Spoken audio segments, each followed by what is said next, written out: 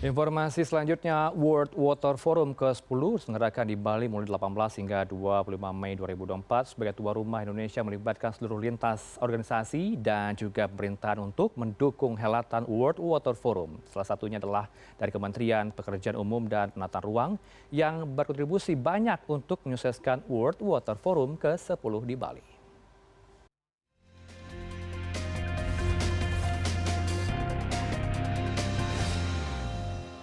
Sudah ada bersama saya staf ahli Menteri Bidang Teknologi, Industri dan Lingkungan dari Kementerian PUPR, Pak Endra Atmawijaya. Selamat siang waktu Indonesia Tengah, Pak Endra. Selamat siang, Mbak Karmel. Nah, Pak Endra, ini hari ke-6 di World Water Forum. Seperti yang kita ketahui, sudah ada Ministerial Declaration atau Deklarasi Menteri. Poin ketiga ini cukup menarik nih, Pak Endra. Jadi, pengutusan mengenai World Lake Day. Nah, seperti yang kita ketahui, Danau Batur itu menjadi salah satu danau yang diminta oleh Presiden Joko Widodo untuk direvitalisasi karena tercemar. Bagaimana nih Pak sejauh ini? Apakah sudah ada rencana untuk melakukan revitalisasi tersebut?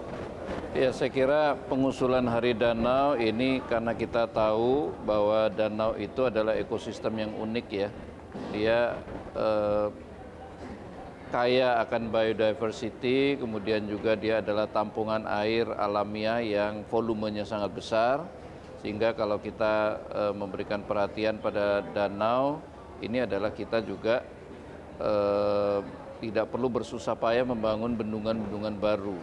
Karena danau ini punya banyak fungsi ya, selain untuk air baku, dia untuk irigasi, kemudian untuk perikanan, bahkan untuk pembangkit listrik tenaga air ya. Dan juga tentunya danau ini untuk banyak negara ya, itu juga digunakan untuk menarik devisa dari sisi tourism. Dan yang tidak kalah menarik adalah salah satu poin di Ministerial Declaration tersebut, yaitu pendirian Center of Excellence untuk pelestarian air dan juga iklim gitu Pak. Nah itu sebenarnya apa sih, boleh tolong dijelaskan sedikit? Jadi Center of Excellence ini untuk air dan ketahanan iklim ya. Jadi memang kita melihat hubungan yang sangat erat antara air dan iklim. Karena sekarang kita tahu bahwa di musim hujan kita sering kebanjiran, di musim kemarau kita juga sering mengalami kekeringan. Nah ini termasuk Center of Excellence itu menyediakan platform untuk riset, ya, kemudian untuk capacity building, capacity development, kemudian juga untuk berbagai inisiatif baru itu bisa dilakukan. Dan ini tujuannya adalah untuk negara-negara yang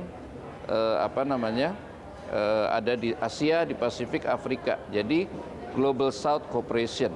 Jadi ini penting karena apa? Karena kita ingin bahwa Center of Excellence ini bisa betul-betul membantu negara-negara tadi mengatasi berbagai masalah air dan juga berkolaborasi di dalam mencari solusi-solusi baru. Karena tidak banyak orang tahu kalau krisis air itu tidak hanya mencakupi kekeringan saja ya Pak, tapi bencana hidrometeorologi itu Betul. juga termasuk begitu ya. Betul. Nah, ada sejumlah proyek yang disodorkan oleh Kementerian PUPR seperti salah satunya penyediaan air minum, lalu ada sanitasi berbasis masyarakat. Boleh tolong jelaskan sedikit Pak, itu apa saja? Iya, jadi salah satu output ya dari Ministerial Declaration itu adalah compendium project-nya. Jadi itu hal yang tidak kita pisahkan. Itu di dalamnya ada 113 proyek, nilainya 9,4 miliar US dollar. Jadi ini sangat besar dan tentunya itu harus kita jadikan satu deliverables yang konkret. Nah ini yang kita lakukan, kemudian follow up-nya sesudah forum ini. Salah satunya yang kita juga tekankan adalah soal impres air bersih dan sanitasi ya. Nah ini kita lakukan dalam 2 tahap, itu kira-kira 3 triliun dana yang disediakan. Kita tidak membuat bendungannya, kita tidak membuat instalasi pengolahan airnya, bendungannya sudah ada, IPA-nya sudah ada, airnya nggak sampai ke keran. Nah ini yang kita mau pastikan itu sampai. Jadi kira-kira totalnya itu 370.000 untuk tahun ini. Apakah pembangunan infrastruktur untuk Ibu Kota Nusantara termasuk dalam 113 proyek yang tadi Anda sebutkan itu Pak? Ya, di Nusantara juga ada pembangunan IPA ya, saya kira itu ada masuk di dalamnya. Dan itu juga kita selain kerjasama dengan Korea, tapi juga ada yang bersumber dari APBN murni. Ini sudah ada dalam pipeline, mudah-mudahan juga ini bisa menjadi hal yang baru. Karena di ibu kota Nusantara ini bukan hanya air bersih, tapi air minum.